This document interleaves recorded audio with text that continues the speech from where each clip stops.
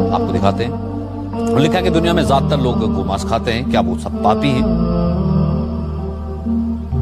मैंने तो देखी साफ साफ कह दिया, मैं साइंटिफिक आदमी हूँ, मैं गाय को माता नहीं मानता हूँ। जैसे घोड़ा है या कुत्ता है वैसे गाय है, एक जानवर है।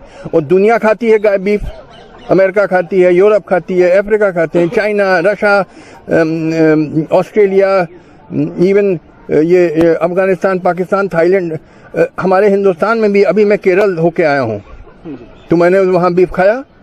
क्या कोई बुरी चीज नहीं है? दुनिया खाती है। आप वो सब बुरे लोग हैं, आप ही साधु संत हैं। हद कर दी पागलपन की। वो कहते हैं कि साहब गाय माता है क्योंकि वो दूध देती है पीने को, तो भाई बकरी भी अगर गाय हमारी माता है तो उसके हत्यारों को फांसी कोई और क्यों देगा भाई?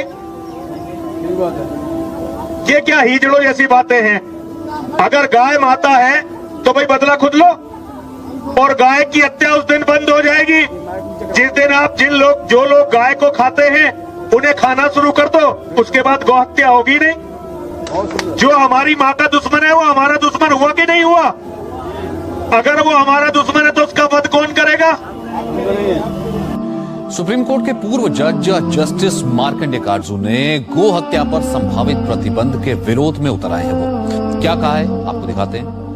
लिखा है कि दुनिया में ज्यादातर लोग गोमांस खाते हैं, क्या वो सब पापी हैं? मैंने तो देखी साफ साफ कह दिया, मैं साइंटिफिक आदमी हूँ, मैं गाय को माता नहीं मानता हूँ। जैसे घोड़ा है या कुत्ता है वैसे गाय है, एक जानवर है।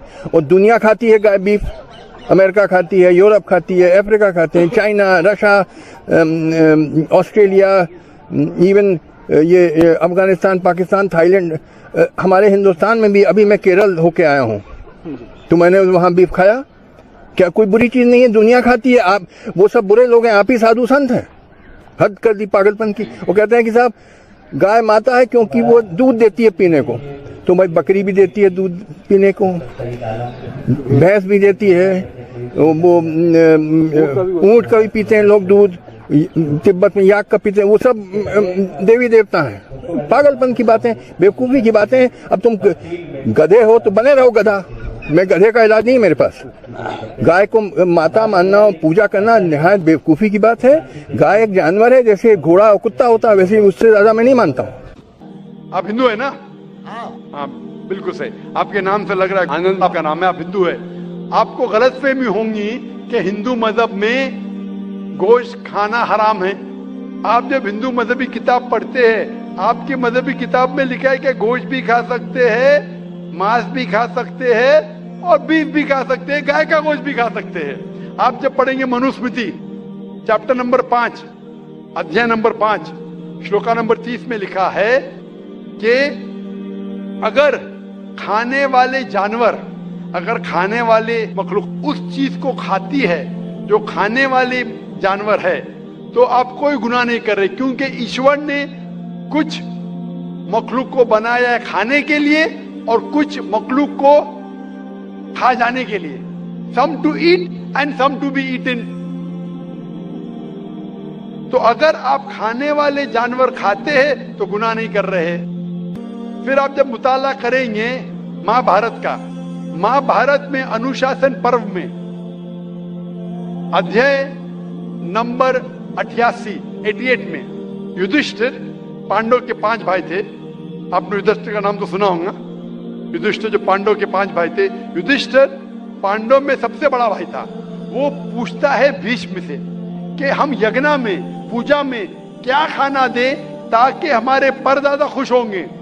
तो भीष्म कहता है अगर हम यज्ञ में, पूजा में चावल, बार्ली, सेब, भाजीपाला देंगे तो हमारे परदादा 1 महीने के लिए संतुष्ट रहेंगे।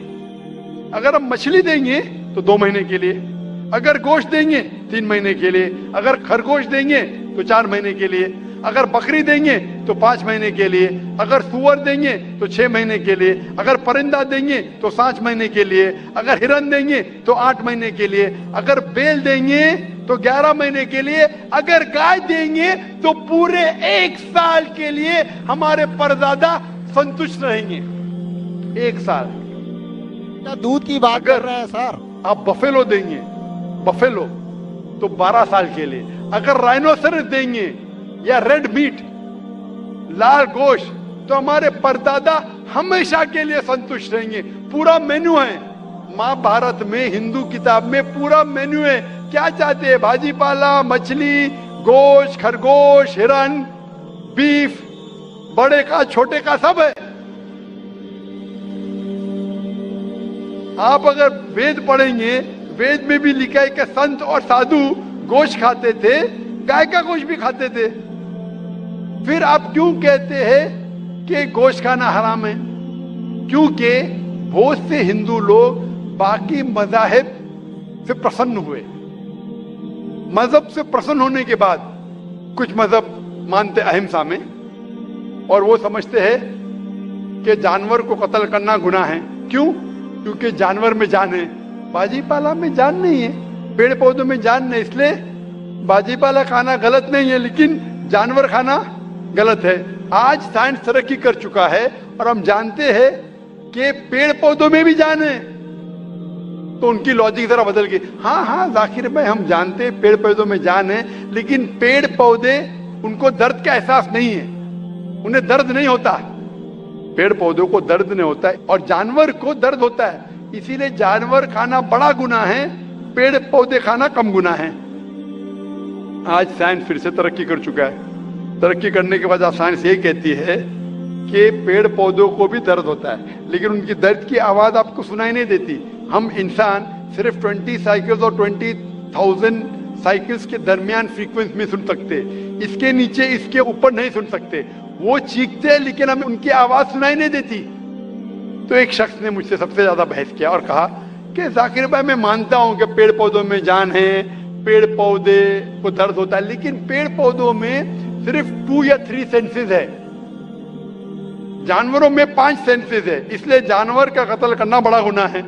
तो मैंने उससे पूछा कि अगर आपका भाई पैदा होता है 2 सेंसेस कम के साथ, वो सुन नहीं सकता है और बात भी नहीं कर सकता है, गूंगा है और बहरा है, जब वो बड़ा होता है और अगर कोई इंसान उसका कत्ल करता है, तो क्या आप जाके कहेंगे जज से, मिलॉर्ड कातिल को कम सजा दो क्योंकि मेरा भाई गूंगा था, बहरा था, वो सुन नहीं सकता था, बात नहीं कर सकता था?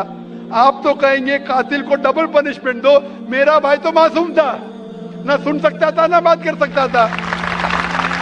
आप अगर मुताला करेंगे मजहबी किताबों का और साइंस का, गोश्त खाना कोई गलत नहीं है, और मुझे खुसूसन कोई गिला शिकवा नहीं अगर गैर मुस्लिम, अगर हिंदू गोश्त नहीं खाते, मुझे कोई गिला शिकवा नहीं। क्योंकि अगर सब हिंदुस्तानी गोश्त खाने लगेंगे तो हिंदुस्तान में गोश्त का भाव बढ़ जाएगा।